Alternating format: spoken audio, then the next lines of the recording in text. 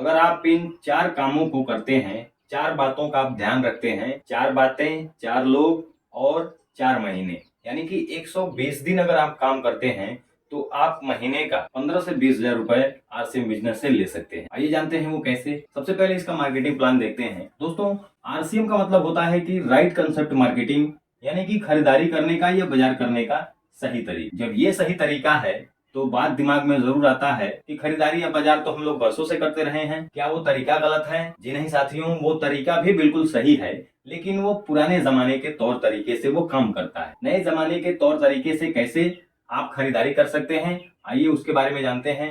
सबसे पहले एक व्यक्ति अपने जीवन को चलाने के लिए कहीं ना कहीं काम करता है। उस काम से वो पैसा कमाता है। पैसा या तो वो बचत करता है या फिर उसे खर्च करता है। खर्च कहाँ करता है? जहां उसे जरूरत की वस्तुएं मिलती है, अपने दैनिक जीवन में उपयोग आने वाले, जहां से वो सारे प्रोडक्ट खरीदता है, जिसको हम लोग ट्रेडिशनल बिजनेस बोलते हैं, यानी कि पुराना बाजार व्यवस्था बोलते हैं। दोस्तों, यहाँ पर क्या होता है, हर एक व्यक्ति यहाँ पर पैसा देता है, बदले में दुकानदार उसे सामान देता है और वापस में उसे क्या मिलता है? कुछ नहीं मिलता है दोस्त। लेकिन एक नया कंसेप्ट है, यहाँ भी हम पैसा देते हैं, बदले में हमें सामान मिलता है और सामान के साथ साथ सम्मान भी मिलता है और वापस में हमें पैसे भी मिलते हैं। दोस्तों, समझने वाली बात है कि यहाँ पर काम करने की वजह से आपको पैसे मिल रहे हैं और यहाँ सामान खाने की वजह से अगर आपको पैसे मिले तो सामान आपको कहाँ से लेना चाहिए? हर एक व्यक्ति बोलेगा कि जहां से हमें पैसे आते हैं सामान हमें वहीं से लेना चाहिए, और इसी कंसेप्ट को हम लोग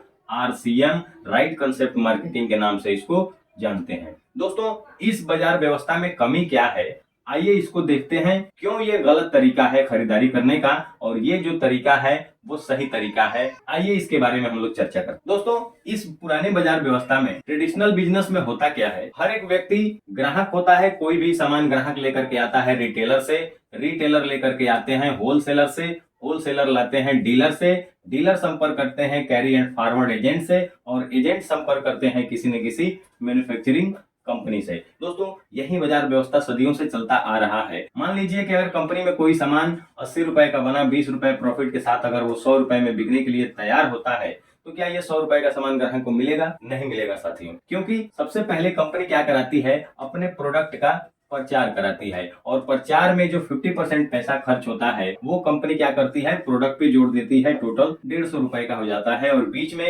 ये जितने भी सारे मिडिल मैन लोग हैं ये पहुंचाने का काम करते हैं, और इन लोगों में प्रॉफिट बढ़ता है। अगर 10-10% भी अगर ये मार्जिन लेते हैं तो 40% यहाँ भी बढ़ता है, यानी कि 150 और 40 कितने का हो जाता है, 190 रुपए का।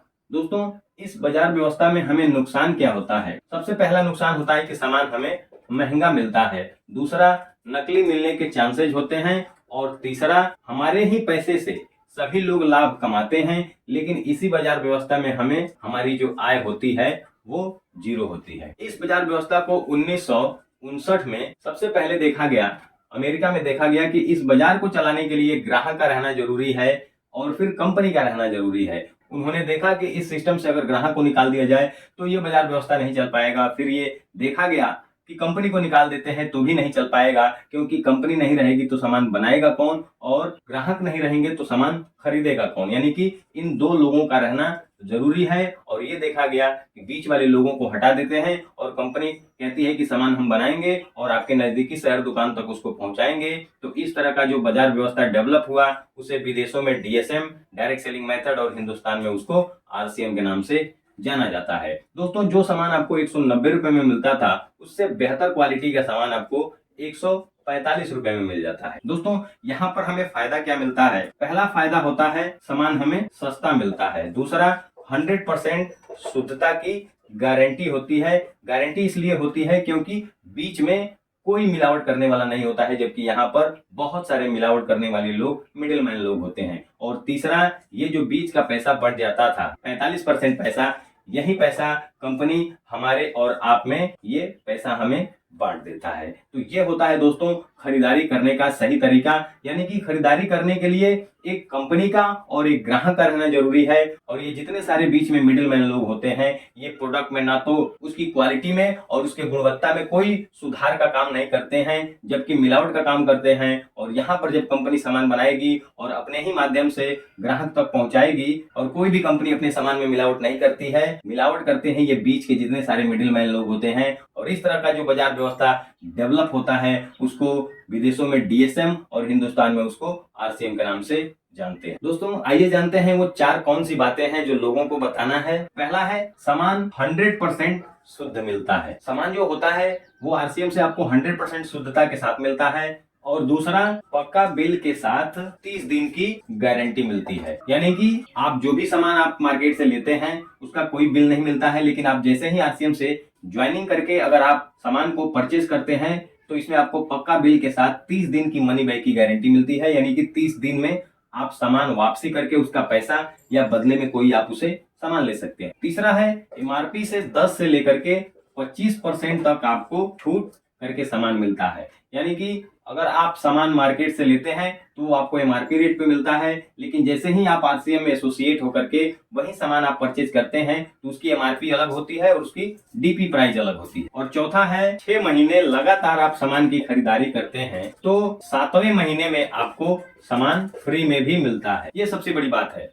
दोस्तों अगर हम मार्केट से सामान को अगर लगातार यूज करते हैं तो वहां पर हमें कोई सामान फ्री में मिलने की चांसेस नहीं होते हैं, लेकिन जैसे ही आप आरसीएम में एसोसिएट होकर के 6 महीने लगातार अपने आईडी पर खरीदारी करते हैं तो 7वें महीने में आपको जो सामान होता है वो आपको फ्री में भी मिलता है। दोस्तों ये चार बातें जो हैं वो लोगों से बतानी है, और ये चार बातें 4 लोगों से बतानी है आपको। और कितने दिनों तक बताना है दोस्तों? 4 महीने तक। 4 महीने यानी कि 120 दिन। दोस्तों ये 4 बातें 4 लोगों से 120 दिन तक लगातार आपको बताना है, और इसके क्या रिजल्ट हो सकते हैं आइए हम आगे इसके बारे में बात करते हैं। 4 महीने तक बतानी है, यानी कि 120 गुणे 4 यानी कितने होते हैं? 480 लोग। दोस्तों अगर 50% भी अगर हम इसका रिजल्ट निकालते हैं यानी कि 240 लोग होते हैं, और ये 240 लोगों के घरों में मिनिमम 2-2 हजार पीवी का भी अगर सामान यूज होता है तो टोटल होता है 4,80,000 का।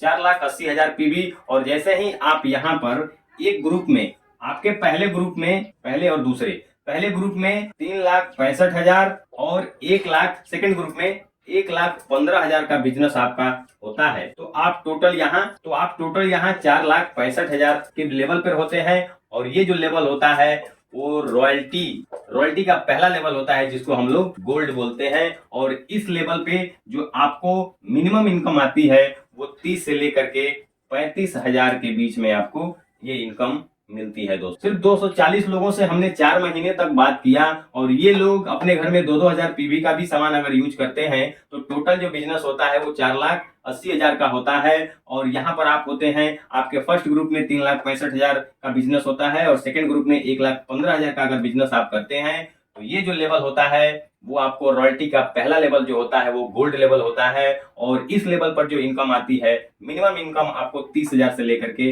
35,000 के बीच, यानी कि कुछ भी हो सकता है, आप 30, 35, 40,000 भी आपको आ सकते हैं। कंपनी का जो बोनस जो होता है वो भी आपको इसमें ऐड किया जाता है, तो इस हिसाब से आपको 30,000 से लेकर के 40,000 के बीच में आपको इनकम आ सकती है।